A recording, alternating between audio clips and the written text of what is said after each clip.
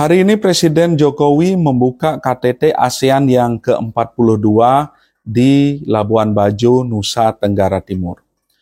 KTT kali ini menjadi spesial buat Indonesia karena beberapa faktor yang seharusnya bisa memberikan impact positif untuk posisi Indonesia di panggung internasional. Yang pertama adalah karena pemilihan lokasi dari KTT ini sendiri yang yaitu Labuan Bajo merupakan sebuah bukti bahwa pembangunan yang dilakukan Presiden Jokowi terutama dalam bidang infrastruktur selama 9 tahun terakhir sudah menunjukkan hasil. Mengapa demikian? Karena pada dasarnya Labuan Bajo beberapa tahun yang lalu masih merupakan daerah dengan infrastruktur yang terbatas. Kalau bukan karena adanya pariwisata Pulau Komodo, mungkin Labuan Bajo juga sama tertinggalnya dengan bagian-bagian lain di wilayah Nusa Tenggara, Maluku maupun Papua. Bandara Internasional Komodo juga baru dibangun kurang lebih 10 tahun yang lalu. Kemudian pembangunan banyak infrastruktur penunjang seperti perhotelan, restoran, dan sebagainya justru baru semarak dalam 5 tahun terakhir. Nah, keberanian dari pemerintah untuk menjadikan Labuan Bajo sebagai tuan rumah KTT ASEAN ini patut diapresiasi karena satu, secara ekonomi akan mengangkat nama Labuan Bajo dan khususnya objek wisata Taman Nasional Komodo ke kancah internasional untuk lebih dikenal lagi. Yang kedua adalah ini sebagai bukti bahwa event-event internasional tidak lagi dimonopoli oleh wilayah atau kota-kota besar seperti Jakarta, Denpasar, Makassar, dan juga Bandung atau Surabaya. Labuan Bajo bisa kita bilang mewakili presentasi dari daerah-daerah di Nusa Tenggara Timur yang selama berpuluh-puluh tahun relatif masih tertinggal di wilayah barat. Namun dengan pembangunan infrastruktur besar-besaran selama masa pemerintahan Jokowi, boleh dibilang mereka semakin mampu mengejar ketertinggalannya meskipun belum bisa dibilang bahwa sudah berada pada level yang setara dengan wilayah Indonesia Tengah maupun Indonesia bagian Barat.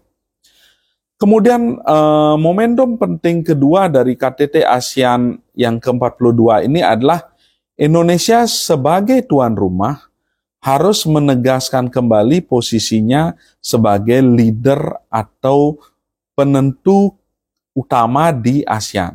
Mengapa demikian? Dari 11 negara ASEAN saat ini termasuk Timor Leste, Indonesia adalah negara dengan populasi terbesar. Populasi Indonesia kurang lebih mencakup 45% dari keseluruhan ASEAN, sementara wilayah laut dan perairan kita mengcover lebih dari 50% wilayah ASEAN. Di satu sisi dari segi geopolitik, Indonesia adalah negara demokrasi terbesar di ASEAN. Juga secara militer, negara kita adalah negara dengan peringkat militer tertinggi menurut Global Firepower. Pada zaman Orde Baru dan pada zaman Orde Lama, Presiden Soekarno dan Presiden Soeharto, secara de facto maupun de jure, mampu menempatkan Indonesia sebagai pemimpin utama di ASEAN. Karena Indonesia adalah leader dalam sikap politik, selain itu kita juga motor dari gerakan non-blok pada saat itu di tengah besarnya tekanan dari blok barat maupun blok timur. Sementara di zaman pemerintahan Presiden Soeharto, Indonesia juga sangat dihormati negara-negara ASEAN karena secara ekonomi juga banyak basis produksi ada di Indonesia.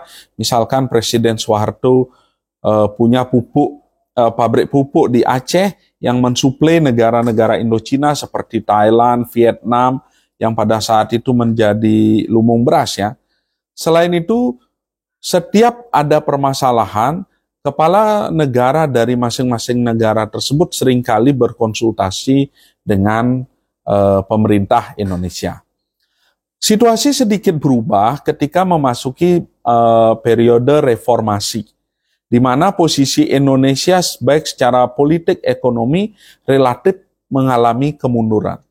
Dari segi politik, kita tidak lebih menempati posisi yang sama dengan negara-negara kecil macam Singapura, Brunei Darussalam.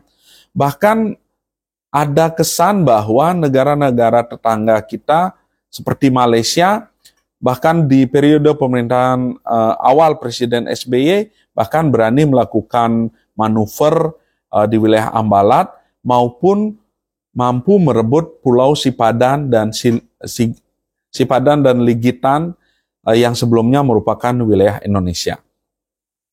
Kemudian dari bertahun-tahun juga negosiasi dengan Singapura mengenai perjanjian ekstradisi juga masih mengalami kemunduran karena syarat utama Singapura adalah memberikan mereka space untuk latihan militer wilayah Indonesia agar perjanjian tersebut bisa terrealisasi.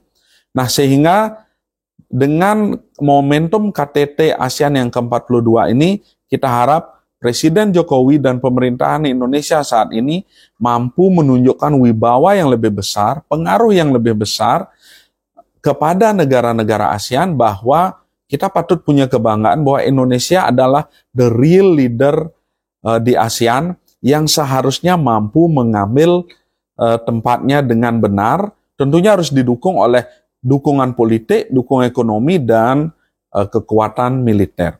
Kita tahu saat ini ASEAN masih terpecah antara poros yang pro-Barat, Amerika, dan juga poros yang pro-Cina. Beberapa negara seperti Cina misalkan mampu mengeksploitasi negara seperti Kamboja agar mampu mensuarakan kepentingan mereka di kawasan. Sementara Amerika relatif masih mengandalkan Singapura di dalam mengkomunikasikan atau lebih tepatnya memaksakan pengaruh mereka di wilayah ASEAN. Mudah-mudahan KTT ke-42 ASEAN ini mampu menghasilkan sebuah keputusan yang lebih solid dan lebih kuat bagi negara-negara ASEAN, dan spesifik untuk Indonesia, semoga KTT ini bisa menjadi awal untuk meningkatkan pengaruh regional atau kawasan Indonesia di antara negara-negara ASEAN. Baik, terima kasih.